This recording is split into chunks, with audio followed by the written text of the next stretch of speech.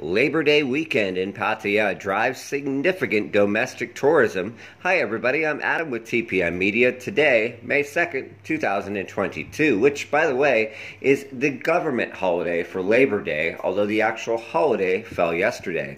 Now, due to the holiday, which yes, is celebrated in Thailand after all, many people had an additional day off across Thailand. And as a result, domestic tourism saw a huge increase locally, especially with tourists from Bangkok. As you see in the footage, traffic was steady throughout the area, but specifically in Jomtien, it actually ground to a halt at times, as we reported yesterday. Many people came to visit local beaches, as well as restaurants, and at night, the nightlife. For the first time in ages, nightlife was legally extended until midnight to sell alcohol. Now, actually, when we say nightlife, legally they are still converted restaurants. Bars, nightclubs, entertainment venues, karaoke, etc. are still actually legally closed unless they convert to restaurants, which essentially means that they have a restaurant-style atmosphere and that they pass multiple certifications and extra licenses to be able to open. Now, although this saw an improvement and Walking Street and areas like LK Metro were steady, many business owners still want to see the hours before COVID-19 restored. These hours were usually between about 1 a.m. and 3 a.m. depending on the entertainment zone. For instance, Walking Street was traditionally 3 a.m. for legal closure.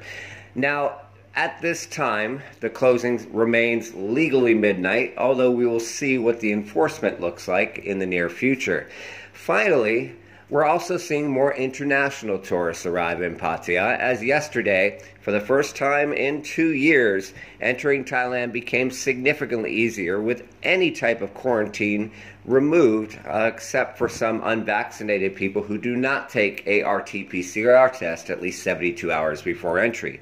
If you're fully vaccinated, there's no testing, either pre-arrival or post-arrival, and there is no longer any risk whatsoever of being quarantined upon arrival in Thailand for a positive COVID-19 test, even if asymptomatic, and basically sentenced to 7 to 10 days in quarantine.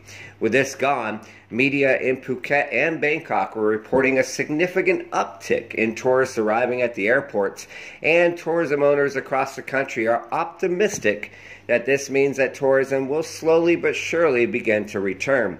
Now, yes, there is still the Thailand Pass, which is a requirement to enter the country, although there's also been many reports of how simple it is since the removal of the Test and Go program, with many people reporting same-day approval.